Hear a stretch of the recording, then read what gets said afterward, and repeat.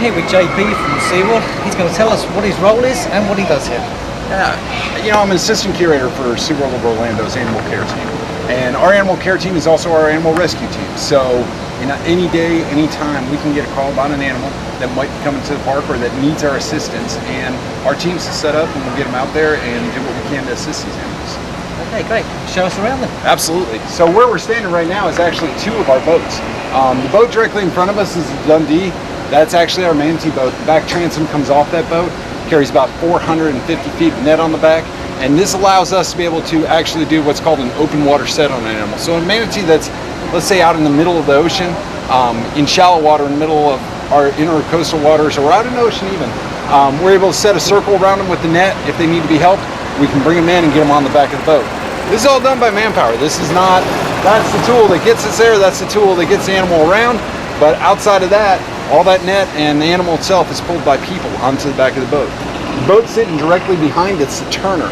It looks almost the same, but it's a little different. That boat's actually designed just for dolphin entanglements and for rescuing dolphins. That boat carries a little over 3/4 of a mile of net on it. It allows us to go out again to be able to, once National Marine Fisheries calls us and asks, we're able to actually encompass the animal, and then support boats will actually handle the animal. That boat's designed only to be able to encompass that animal so we can proceed with the rescue. I see with the boats, the engines are mounted in a, a little different, a strange position. A little different draw, isn't it? So yeah, all our power heads are up in the front quarter power of the boat. This design's for two reasons. One, because we got net coming off the back. So if I got a normal stern drive boat, I'm actually going to wrap my net up into my props and we're going to have big issues. Second part of that is, if you see where the towers are, we're standing directly on top of our motors. So if my feet is my motor, I know where my prop is at all times. So as I'm trying to get around an animal, I know where that animal is and I know where my prop is, so we never have to worry about that boat and that prop getting anywhere near the animal. Right. These boats run anytime we need it. They're designed for Florida waters. You'll notice these boats don't have deep V's on them. They're almost a flat bottom in the back. These boats are designed to draft out in 6 inches of water because of what we have to work in. The Dundee's a little bit slower because manatees are a little slower. We don't need a real fast boat with that. The Turner, on the other hand, can run 32 knots in 6 inches of water. It's a fast-moving boat. Yeah. Do we always need to go that fast? No, but the option's there if you need it and you're able to use it when needed. The truck we're standing in front of right here, we'll walk by. This is what we call a beachy van. This is more or less a mobile ambulance. The inside of this is always set and ready to proceed to a rescue. We have it set for manatees. The reason that we have it set up for manatees is, on norm, manatee calls come in and we have very small amount of time to get out of the park. We get a lot more manatee calls than we do dolphin calls. If National Marine Fisheries Services calls us about a dolphin, we usually have a couple days to prep. Sometimes we don't, but we usually do. This can be actually, this truck can be converted in about 40 minutes. We can get everything out of this, go down to our cetacean stranding area and set this up for a dolphin. Now people ask, why would you have your cetacean stranding not next to your manatee stranding? Well, cetaceans actually can carry a disease that's a worry for us. They've got a couple. There's Porcilla and there's, oh, I'm going to draw a blank. I'm always good at drawing blanks. Morbilli, I apologize. And morbillivirus. The two of those viruses can actually transfer by touch, by air, and by water. So no cetaceans ever come back inside our park proper because we have to protect the animals we have here. But what SeaWorld did on the other hand is we built an entire facility that's just outside of our park that we're able to use for exactly that reason. Problems that we got go on. I mean, we have boat strikes, we got cold stress entanglement, and orphan manatee calves. These are just a few of them, but there's two that we can actually, if we educate the public correctly, we can help with this one and we can help with this one. These two, that's what SeaWorld's for. All of them SeaWorld will help with, but if we can stop this one and this one, then we're only dealing with two elements of this. You know, how do we solve it? Well, we put it up here, hopefully start getting people to understand. Florida Fish and Wildlife put out minimum wake speeds. If you see them, when you call, report it to FWC. All this is star FWC on your cell phone or smartphone. These little bins, everybody laughs about them. They're at every public ramp, every public park in the state of Florida has one of these. If you see monofilament line or you have it, throw it in there. The state's gonna come by and they'll dispose of it properly.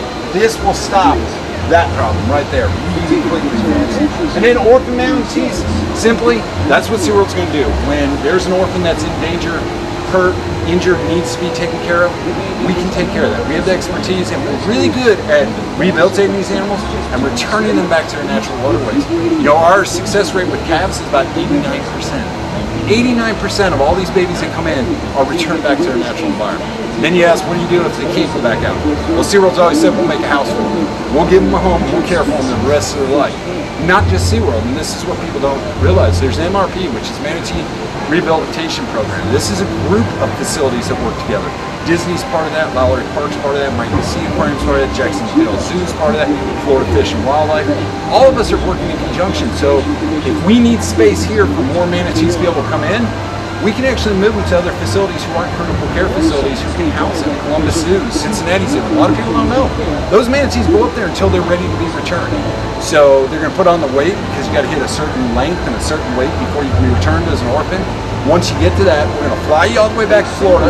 We're going to put you in our natural exhibit for a while, and then we're going to return you back to your natural waterways. This allows SeaWorld and the other two critical care facilities to continue to care for the animals that are needed.